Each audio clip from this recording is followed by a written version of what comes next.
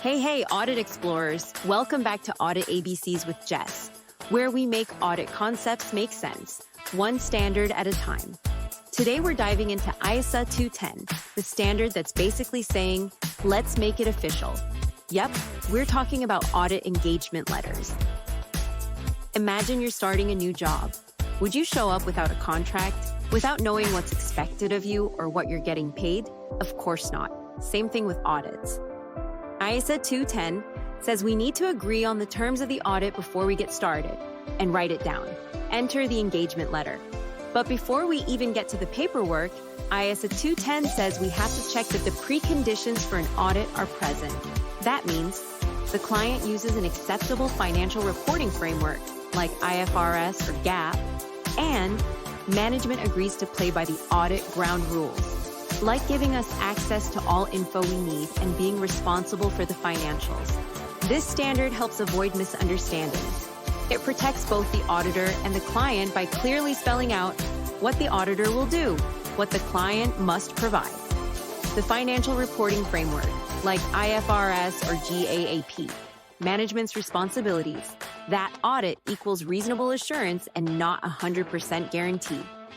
It's kind of like laying the rules before playing the game, and most importantly, it makes sure there's a common understanding between us and management about what the audit will involve. No assumptions, no crossed wires.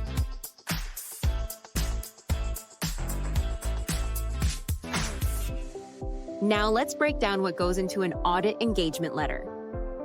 1. Objective of the audit. We're giving reasonable assurance the financials are free of material misstatement.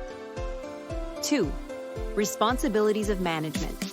Management must prep the financials and give the auditor access to all the info needed. 3. Responsibilities of the auditor. We plan and perform the audit using ISAs and maintain independence. 4. Reporting. We'll give a written report and opinion, good, bad, or modified. 5. Other agreements, sometimes included.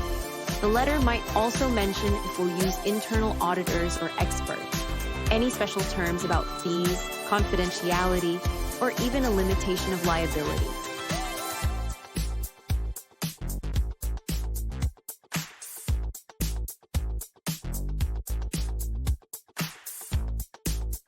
And if the law or regulations require a specific audit framework or report format that's different from the ISAs, we have to check if users could be confused. And, if needed, we explain the differences or even reconsider the engagement. Do we send a new engagement letter every year? Not always. But we should if there's a new management team, the audit scope changes, the terms or expectations shift. It's been a while, and we want to reconfirm understanding.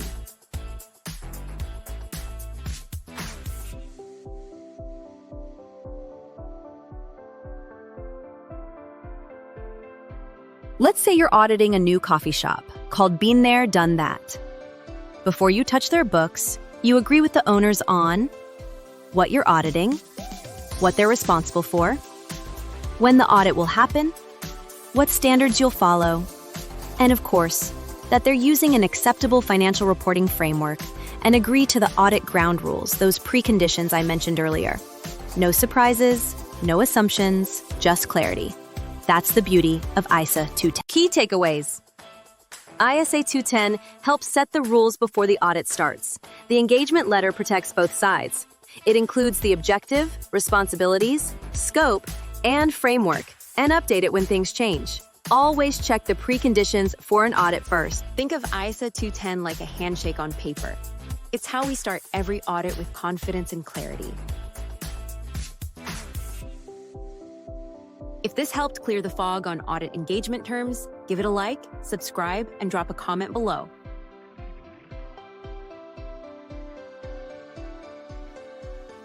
Have you ever seen a confusing audit agreement? Tell me about it in the comments below.